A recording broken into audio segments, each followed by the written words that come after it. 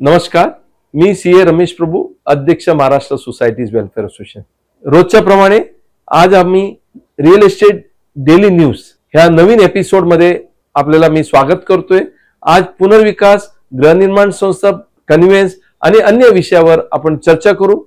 एक Goregaon Goregaon pearl cooperative society आहे। त्यांनी एक विकासकला नेमलं। 60 लोकांचा फ्लॅट होता आणि त्यांना 72 नवीन फ्लॅट बांधायचा होता। तो टोटली 132 फ्लॅट्सचं प्लॅन बनवलं, हँडओव्हर केलं। बँक गॅरंटी त्यांनी काही दिलेलं नाहीये, ठीक आहे, हरकत नाही। पण त्यांनी काय केलं, बिल्डिंग अर्धवट केलं। सोसायटी 12 वर्ष झाल्यानंतर त्याला टर्मिनेट केलं। हायकोर्टाने त्याला कन्फर्म केलं टर्मिनेशन। त्याच्यानंतर जे टर्मिनेट केल्यानंतर सोसायटीने काय करावा, 72 फ्लॅट ज्यांनी खरेदी केले नवीन लोकांना 1.5 कोटी एकाने दिले, त्यांना तर फ्लॅट दिला नाही। एकच विंग बांधला होता, जवळपास 60 फ्लॅट तिकडे बांधू शकत होते, 60 लोक होते। त्यांनी ते अर्धवट बांधलेला स्वतः पैसे टाकून त्यांनी बांधलं, राहायला गेलेत। नंतर ते फ्लॅट परचेजर कुठे गेलेत, नॅशनल कमिशन मध्ये गेलेत, ग्राहक न्यायालयात। ग्राहक न्यायालयाने सोसायटीला काय सांगितलं माहितीये का, 1.5 कोटी तुम्ही घेतले ना त्यांच्याकडून।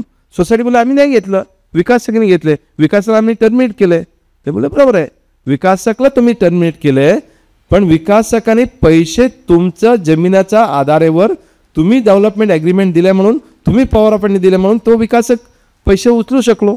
म्हणून ह्या जबाबदारी तुमच्यावर येणार आहे।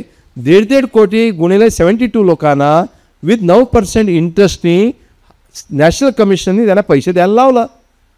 आता सोसायटी थांबणार आहे का? नाही आहे। ते सर्वोच्च न्यायालयात गेलेत, स्पेशल लिव्ह पिटिशन सुप्रीम कोर्टात गेलेत। सुप्रीम कोर्टाने म्हटलं तुम्ही मांडोली करा। ते बोलले नाही, सोसायटी बोलले नाही, आम्हाला हायकोर्टाने आदेश दिले, तुम्ही टर्मिनेट केले बरोबर आहे, तर आम्ही मांडोली करणार नाही, त्याने विकासाकडे जाऊन घ्यावा। दुसऱ्या हिअरिंगमध्ये हायकोर्ट बोलले तुम्हाला मांडोली झालेलं नाही आहे ना, आता तुम्ही पैसे भरा। सांगायचं तात्पर्य आहे की एकेकाने 1.5 कोटी भरलं, म्हणजे एका माणसाने 3-3 कोटी कोणी द्यायचं, आता सोसायटी द्यायचं आहे। फ्लॅट किती आणि जे राहतात त्यांच्या फ्लॅटची किंमत किती, 3 कोटी, आणि द्यायचे किती, 4-4 कोटी, म्हणजे 72 इंटू 3 कोटी, म्हणजे 12 ॲडिशनल पैसे त्यांना द्यावं लागलं। 36 करोड एक्स्ट्रा, 36 करोड एक्स्ट्रा। म्हणायचं तात्पर्य आहे की त्यांचं घर पण गेलं, जमीन पण गेलं, सर्व गेलं। तुम्ही चुकीचा विकासकाबरोबर लग्न केलं, ठीक आहे, तुम्हाला भोगायला लागेल। म्हणून विकासक तुम्ही जेव्हा निवडणार, चांगला पत्नी निवडा। तुम्हाला रेराचं प्रोटेक्शन नाही, माहिती आहे की नाही तुम्हाला?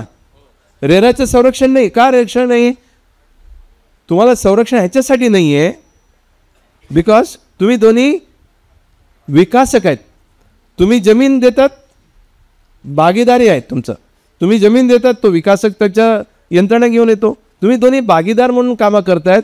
म्हणून उद्या बिल्डर चुकलं तर तुमच्यावर जबाबदारी येणार आहे। म्हणून विकासक नेमताना पूर्णपणे काळजी घ्या। आज आपण बघितलेला आहे नवीन एपिसोड। असंच एपिसोड आपण करत राहू, रोजचा रोज तुम्हाला नवीन विषयावर आपण जागृत करत राहू। ह्या व्हिडिओला आपण जास्त लोकांकडे शेअर करा।